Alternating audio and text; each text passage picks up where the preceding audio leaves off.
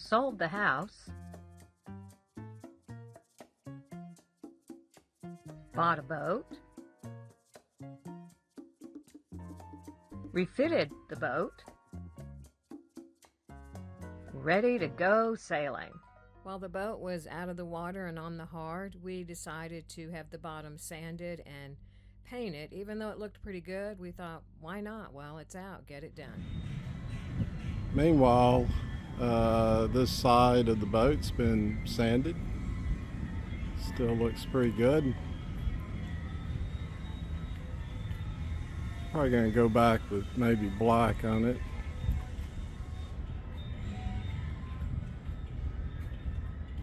Need to get the propellers off of the side power bow thruster, and it turned out to be a little more difficult than I anticipated. I truly hate hammering on this, but the zinc is stuck. It's like it's corroded on there. I'll call this the anode bow thruster pull-off propeller tool.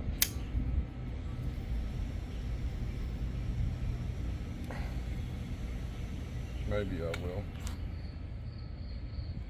Are you going to patent this? Mm-hmm. And this is my favorite putty knife, but Oh. desperate times call for desperate measures. This thing looks separated. So there's separation between the zinc and the prop.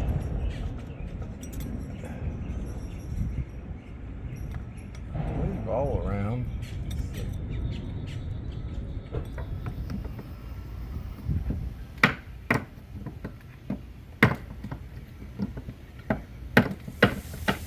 Finally got the anodes off, and now I'm looking for a socket to fit. I'm guessing it's a 1-inch nut to pull the propellers off. Do you like my impact wrench? Finally, Steve's able to get the propeller off. We found someone who sanded it for $450. And dude, we're gonna paint it ourselves. Looking good. Hey, good looking.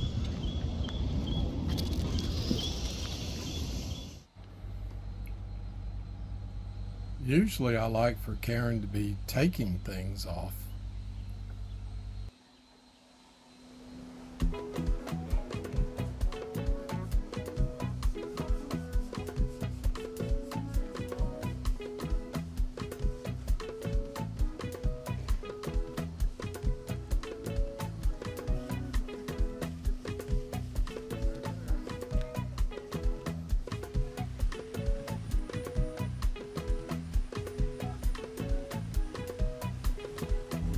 It's great being in these bunny suits when it's like 95 outside with 200% humidity.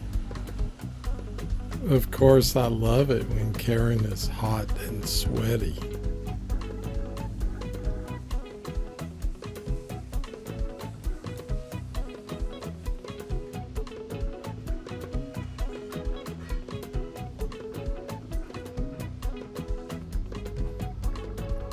This is what she should be painting in.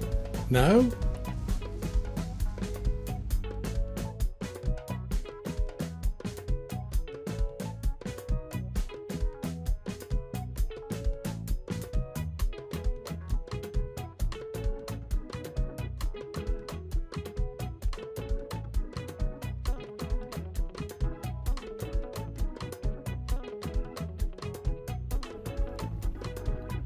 I'd love for Karen to be brushing my rudder. This is my new painting outfit. I'm getting all hot and sweaty, and to be perfectly honest, I am ready to strip this off and get naked. Hey, get naked, baby. I'm ready for it. Here's port. Not the kind you drink. It is our new Airmar DS810 smart sensor. Does depth, speed, and temperature. And getting ready to screw it into the housing, which is under here. I know, boat's a mess. Here's our old sensor he pulled out. And they had somehow, done some sort of connection with this cable and then connection with another cable. So what we're doing is N2K. Look, Karen has her fingers in one of Isabella's holes.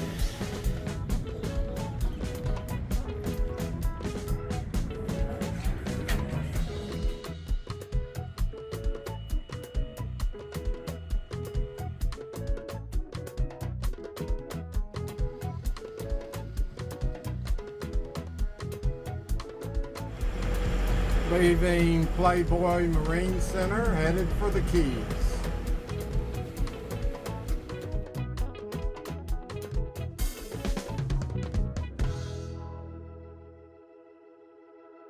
Steve's taking a little snooze. Look how comfy. We went out 14 miles to try to go between the storms, which kind of worked, but I was certainly glad when we saw the dawn. We're certainly glad to be out of Fort Lauderdale. Nothing against Fort Lauderdale, except the fact that we spent a fair amount of money there. But it's great to continue and to finally get close to the Keys. Like Steve said, it's always good to see the light, and the weather was very nice this morning as I was pooped and Steve caught me napping. We are so glad to be on our way to the Keys, and we are almost there, thank goodness. Finally arrived, and of course you always have to wash the salt off. Salt water gets everywhere, and so it really helps to rinse it off. And I love seeing Karen squirt, so to speak. We're actually dead tired after going all night, but we got to take care of a few things like this and then hopefully go to sleep. Although I could watch Karen getting wet all day long.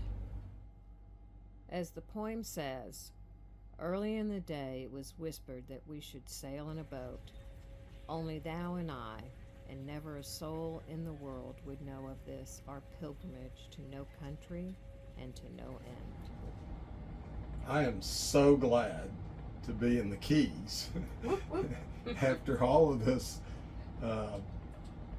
being in Fort Lauderdale. And again, nothing against Fort Lauderdale, it's just we were stuck there, couldn't get hauled out, had a bad packing gland, etc. Finally shaft. A bad shaft, as it turns out. So while the boat was pulled out, we went ahead and did a bottom job on it and installed a smart sensor. It's a Airmar DS810. It does speed, depth, and temperature, and it just hooks into the N2K network, so that's pretty nice. It's almost all connected. That'll be really nice when it is.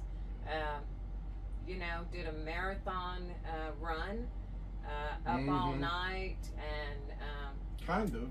Yeah, we took some cat naps, 30 minutes each. Right, shifts. Our shifts are different. If it's just a one-nighter, we actually will. Someone will be on watch for 30 minutes. Somebody's asleep, and then we switch, and it seems to work for us. We both stay in the cockpit. It's not the most comfortable snoozing, but it does seem to work. Right, but it's given us some ideas on how to improve that if you're sleeping in the cockpit. And of course at night, if there's no moon, you're just cruising by radar. So fun. which ours is a pretty good one. It's a GMR 41 Garmin. It's a 36 nautical mile.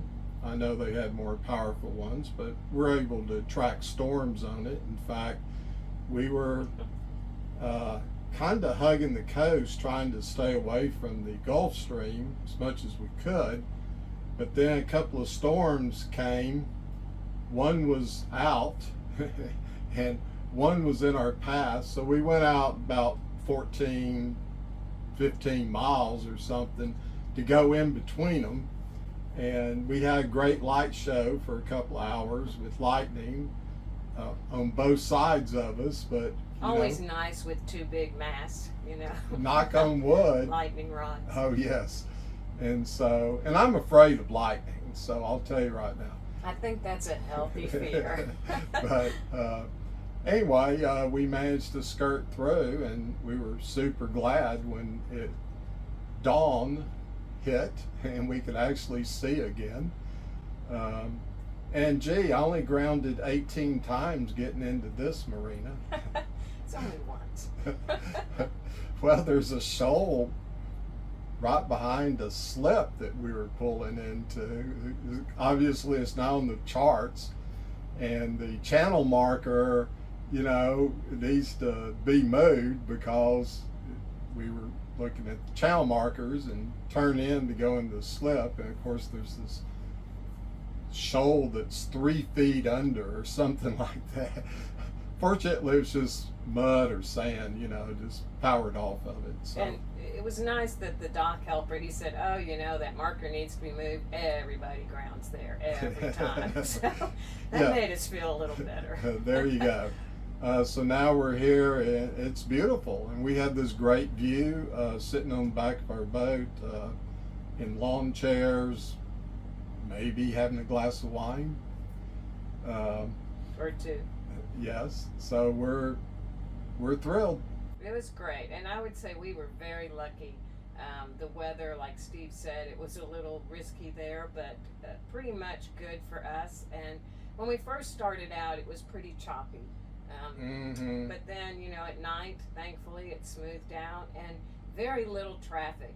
Before, when we've done a night cruise, motor, whatever you want to call it, there were just tons of shrimpers and, cruise ships and that kind of thing. But I saw one cruise ship, no shrimp boats. I think that was in Georgia, wasn't it? I don't know. We were dodging fishing boats and stuff who seemed to have no concern for right away or any of that. They were going to pull those nets where they wanted to. So anyway, thank you guys for watching and for staying with us. Yes, absolutely. The adventure continues.